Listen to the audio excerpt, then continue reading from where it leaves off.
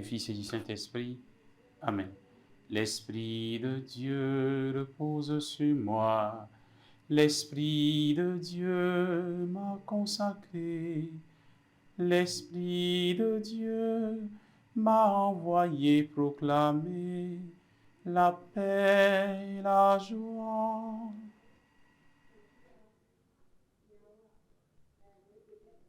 Aujourd'hui, nous sommes le dimanche 15 mai, 5e dimanche de Pâques.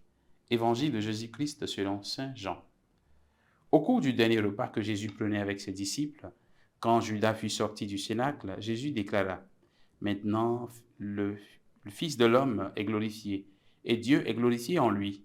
Si Dieu est glorifié en lui, Dieu aussi le glorifiera, et il le glorifiera bientôt. Petits enfants, c'est pour peu de temps encore que je suis avec vous. Je vous donne un commandement nouveau, c'est de vous aimer les uns les autres comme je vous ai aimé. Vous aussi, aimez-vous les uns les autres. À ceci, tous reconnaîtront que vous êtes mes disciples, si vous avez de l'amour les uns pour les autres. » Acclamons la parole de Dieu. Louange à toi, Seigneur Jésus. Frères et sœurs en Christ, nous sommes aujourd'hui à ce 5e dimanche du temps de Pâques.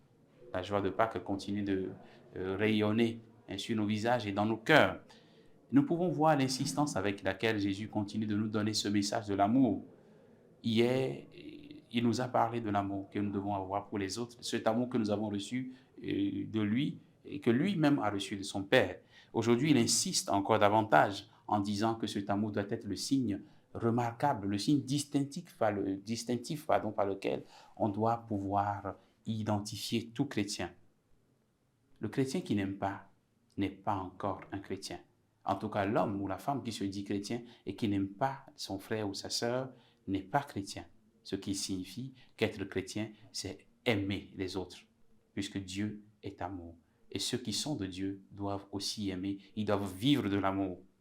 Jésus nous donne ce commandement. Ce n'est pas une suggestion que Jésus nous fait. Ce n'est pas une proposition qu'il nous fait. Il a bien dit c'est un commandement, c'est-à-dire il y a obligation pour nous d'aimer nos frères et sœurs, puisque nous avons été d'abord aimés par Dieu.